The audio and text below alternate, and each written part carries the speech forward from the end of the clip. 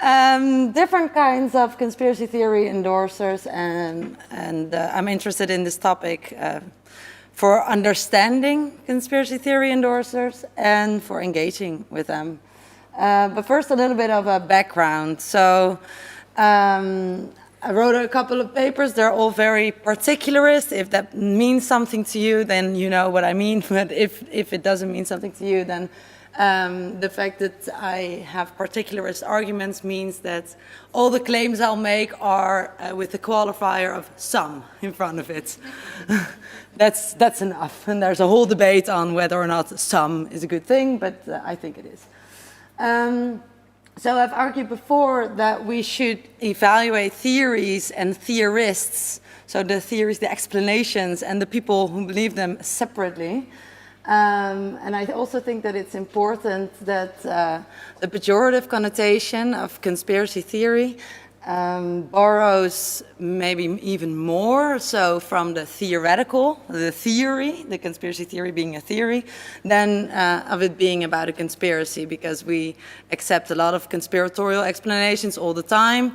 And so I think it's more of the, as Cassam would maybe say, amateurish, or at least the, the speculative aspect that theory brings in that makes the pejorative connotation work. And I've written a paper with M. Dentith on the interdisciplinary conceptual confusions. Confusions not necessarily someone's fault or anything, but just because the research on conspiracy theories is very interdisciplinary subjects. Of course, the word belief, for example, is understood very differently by psychologists than it is philosophers, and these are the kind of things that led me to write about the topic I'll talk about today. And there's one other not so academic aspect that also made me interested in thinking about engagement with conspiracy theory endorsers, is that I've been working with multiple government institutions only in the Netherlands, and borrowing from their experiences and a lot of anecdotes and a lot of tough stories. I use these experiences and these anecdotes to infuse what I'll talk about today. But of course, it's not, I'm a philosopher, it's not necessarily empirical data that's registered somewhere. It's borrowing from these experiences and from personal engagement. I've been drowned in flat earth theory for about a year. So through reading books written by flat earthers, engaging with them in forum discussions, YouTube interviews, whatever it is, I really like to engage with the people that my research also concerns.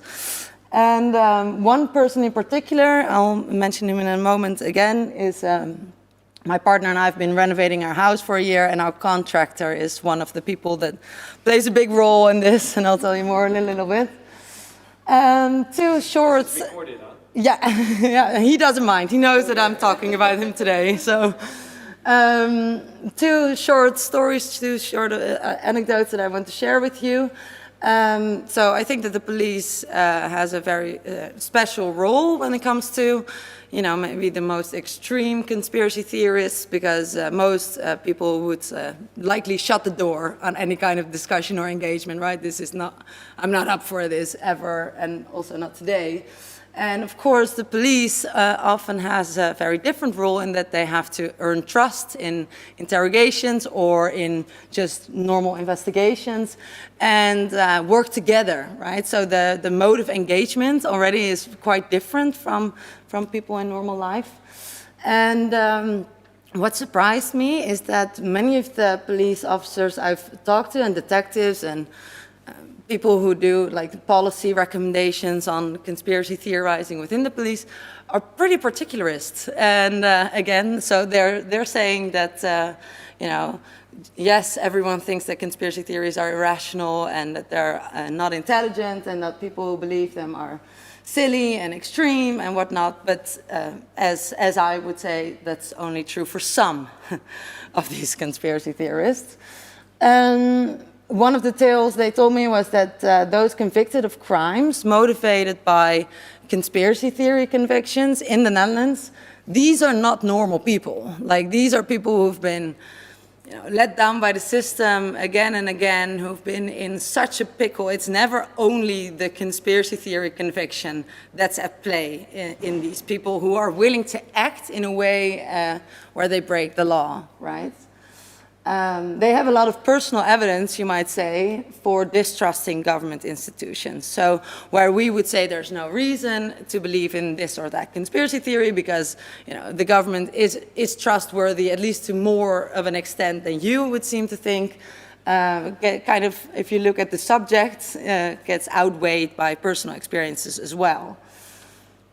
So that's the first story. The second story is that, yes, my contractor, very friendly, very frequently, and very spirited. We have engaged with each other. He knows what I do for a living, so yeah, it's been fun.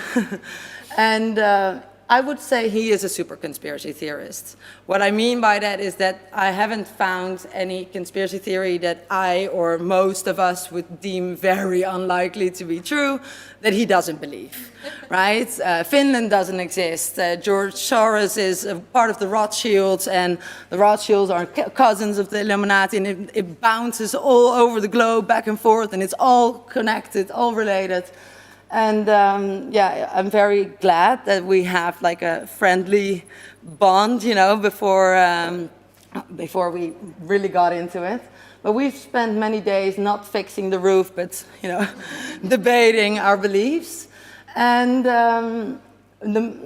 at first, of course, like you think, well, you must not be so intelligent then, right, to have all these beliefs, or there must be something wrong with you, or you must be, pathological or whatnot, paranoid. But as I found out, that just wasn't the case. Like he had a degree in law, and he's a very nice person. He's not suspicious or mean or like grumpy all the time, like all the kind of stereotypical things you would imagine. He isn't. What are relevant priors, I would say, and he admits this as well, is that his parents are Iranian, so born in Iran, moved here, and his childhood was filled with stories, true stories also about how the CIA has a lot of influence in other countries in a negative way for the people who live in those countries. And on top of that, he has experienced a lot of discrimination, looking like an Iranian, and also a little bit like as if he's Moroccan, which brings in the Netherlands a new load of discrimination. And this discrimination he very much ties to elitists. So people he thinks are the elites. These are the people that do most of this, discriminatory behavior against him. And he knows multiple people who've been personally suffered from government scandals. So, there have been a lot in the Netherlands, but he's been his brother lost a lot of money in his house and stuff due to multiple things that went wrong with the government, and this is also verifiable. And so these are, I think, relevant priors for explaining why this guy does feel like the government isn't as trustworthy as I, with my naivety, he would say, do think that it is. And at some point, of course, in the beginning, it was like, oh, I have to persuade you, I have to change your mind. I study conspiracy theories. I have to be able to change your mind. And after engaging with these priors, I was like, well, I kind of, I don't excuse your beliefs epistemically or whatever, but I do understand better why you have these beliefs. It doesn't give me reason to believe them at all, but it does give me some understanding, and it's made me stop trying to persuade him, which was actually very nice, because without me trying to persuade him, there was a better, more neutral, more respectful kind of grounds for our discussions. And I've had him admit that he shouldn't have voted for Baudet, but so that was like one of victory. But after he already did it, so But at least like in the moment, that was something that felt when I had just met him, impossible, right? You think, oh, he's a dogmatist, he will never give up his beliefs, he will never concede. Well, yeah, that's not true, but it only happens after we had this, clearing out of the way, you might say.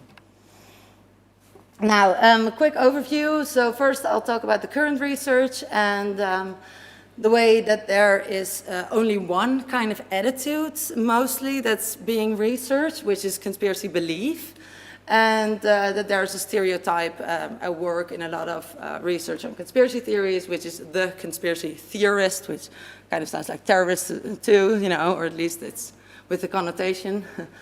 Then I'll focus on 3 kinds of conspiracy theory endorsers, and as I'll explain later too, this is not meant to be an exhaustive list, it's not meant to be super neat or clear, it's just supposed to be helpful in thinking about engagement. And these 3 kinds of conspiracy theory endorsers, I'll quickly point to how they differ in the 3 relevant considerations, which are motivations, temporal considerations, and grievances and trust. And finally, I'll say something quick about engagement. So, I'm looking over here. Yeah, conspiracy belief is an often used term. It's not as often defined at all, but it's mostly measured, or at least often measured in terms of scales, right? And we poll people and to see whether they have conspiracy theory beliefs or not. We ask them a question such as, did the US shoot down Malaysian airline flight MH370 to cover up military intelligence operations? And then the Likert scale is these 7 options, or 5, or whatever. And one of the questions M. Dentis and I had was, which of these are belief? If we're testing for belief, if belief is the attitude that we're interested in, is, philosophers think belief is believed to be true, right? Most of the philosophers, at least, I would say. But is 7 belief, or 6, or 5, or all of them? Or, how do we take into account the nuances of saying 5 instead of 7? Maybe, if you say 5, that's very interesting, I think. Ooh, like, what would tip you over, right? It's a very different kind of attitude, and I think also entails very different modes of engagement when you enter a 5 than a 7, or a 6 and a 7. The second aspect of the current research that kind of foreshadows the problems that I will try to give a solution to is that there's a stereotype that's often presumed, again, never really defined or explicated or worked out what a conspiracy theorist really is. But I think the stereotype consists of the following assumptions: that there is some kind of consistent endorsement, right? So it's not just like one day yes, the other day no, not anymore. And that even more so, it's often dogmatic or self-insulated, right, belief. In the form of belief, so P is true, so yeah, doxastic attitude, belief is pretty strong. You have a whole array, you might say. That there is some kind of active involvement. This is not always part of the stereotype, but I think it's quite often a part of it, often enough at least for me to mention it. So that that every conspiracy theorist also theorizes. So actually, yeah, has some active involvement in development of the theory, thinking about who's done it, who, and then finally, that there are irrational motivations that completely explain why someone believes the conspiracy theory. For example, that they're pathological or paranoid, or that they have a need for uniqueness, or whatever you want to add there. However, I think that this stereotype is proven already also, through a lot of psychological and sociological research, a little bit problematic. So there's research that suggests that conspiracy theory endorsement is not temporally consistent. So Jan Willem van Prooijen, who's also at the VU, he did a 3-wave longitude study during COVID in the Netherlands.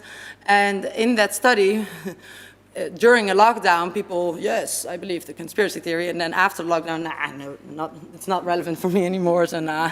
You know, it's not always belief as in dogmatic, self-installated, and consistent. Furthermore, there's research that suggests that people don't necessarily believe conspiracy theories, but that they endorse them or express them more as a social cue or as a signal of frustration, political frustration, for example, or any of these things. That a lot of people don't actually actively engage in developing the theory, but just as sheeple, you might say, follow what other conspiracy theorists are saying.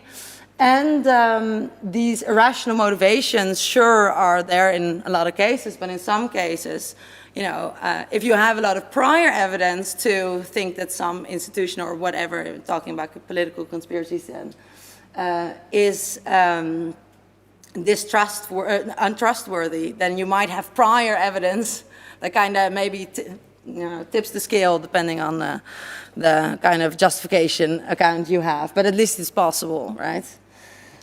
Then the three kinds of conspiracy theory endorsers that I want to discuss. So again, it's not neat, finished. There will probably be a lot more people who can add other categories to these three. But those are the three that I'm interested in today. And first, let's see what conspiracy theory endorsers are. What I mean by conspiracy theory endorsers is people who express support for conspiracy theories. Very rough, but also very vague. This is what you have to deal with. Who express support, right? So either, it doesn't have to be like openly on social media. It can also be just to a friend or whatever, but at least they express the support, right? And these need not all necessarily be believers, right? Probably, the Venn diagram of the endorsers is bigger than the Venn diagram of the believers. And I also want to talk about endorsement rather than belief, because this, circumvents all the different interdisciplinary understandings of belief. The three relevant considerations for distinguishing the three are differences in motivations, differences in the endurance of their endorsement, and differences in how we should eventually engage, if at all. The first kind. The conspiracy theory entrepreneur. Conspiracy entrepreneurs, I think of as with Jeroen Rambam, people who endorse conspiracy theories and for whom doing so helps them acquire certain goods, right? Be that corporate funding or personal wealth, popularity or fame, or power or influence. So quick examples. If you want to become a sovereign citizen in the Netherlands, which is impossible, but still, there are a lot of people who make videos who sell kits, right, to become a sovereign citizen. You buy, I think, a full-blown kit for 200 euros or something, and then you have all the documents, and you get like this little sign that you can put in your in front of your house that makes your house an embassy and whatnot. And there are people who are making a decent amount of money of this, Alex Jones is also like worth, what was it, like 200 million or something, or at least that was the speculation, but it can be very profitable to to endorse conspiracy theories publicly and to get a fan base, you might say. Mirekat was a journalist, is not that, is a journalist in the Netherlands who was, at least that's one psychological theory about him, always kind of under. And then once he started peddling these conspiracy theories, his fame and, the kind of popularity that he acquired rose extensively. And of course, Baudet or Trump, I've just written a paper about Baudet and the way that he uses conspiracy theories because it makes him kind of a martyr, right? The only one who wants to stand up for the truth, the only one who wants to challenge the mainstream, the dominant, and this may lead to more votes. The way that Trump does not intentionally does not deny QAnon stuff, that kind of helps him acquire more votes, more influence, whatever. At least that's the idea about these conspiracy entrepreneurs. And it can be a very lucrative business, as I said, if you understand why people find it compelling, right? If you know how to attract the people that already believe them or that have the grievances, and you can tap into these grievances by peddling these conspiracy theories, then you have a real business model going for you. And what's interesting about conspiracy entrepreneurs is that at least for the couple of big entrepreneurs in the Netherlands that have been arrested and convicted over the last 4 years, they will not concede whatsoever. Like, not in court, not if a judge asks them. This is their livelihood, right? They're not gonna all of a sudden say, yes, of course.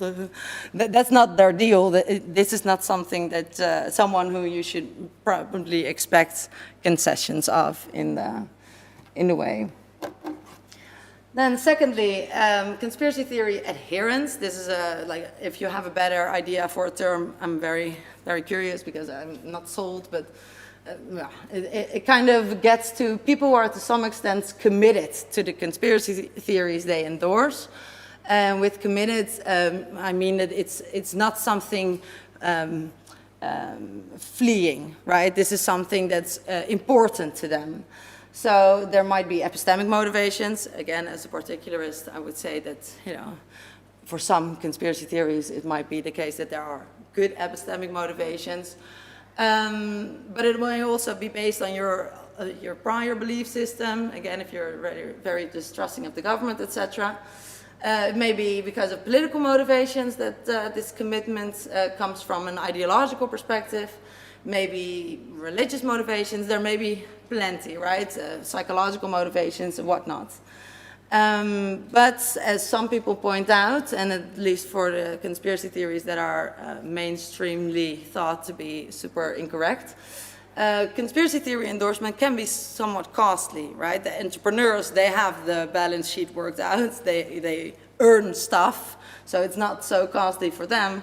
But for other people, the costliness of conspiracy endorsement does need to be outweighed in some way by these motivations, right? It needs to be important for people to believe or endorse the conspiracy theory because there's costs that come with it.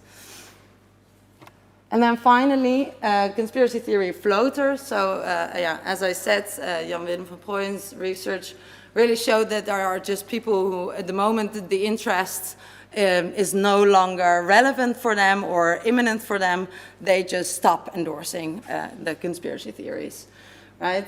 So floaters are people with temporary or flexible interests to endorse a conspiracy theory. For example, there may be an evidential vacuum, right? So, well, definitely at the start of the investigations of what happened to MH370, the Malaysian airline flight, there were so many different theories going around, and that's because there's an evidential vacuum, but it may be that that's only temporarily, right? It might be that there will be some kind of official statement or new evidence may pop up, and then, the floaters may stop with the conspiracy theory endorsement. But in the case of MH370, there still is a lot of a big evidential vacuum, right?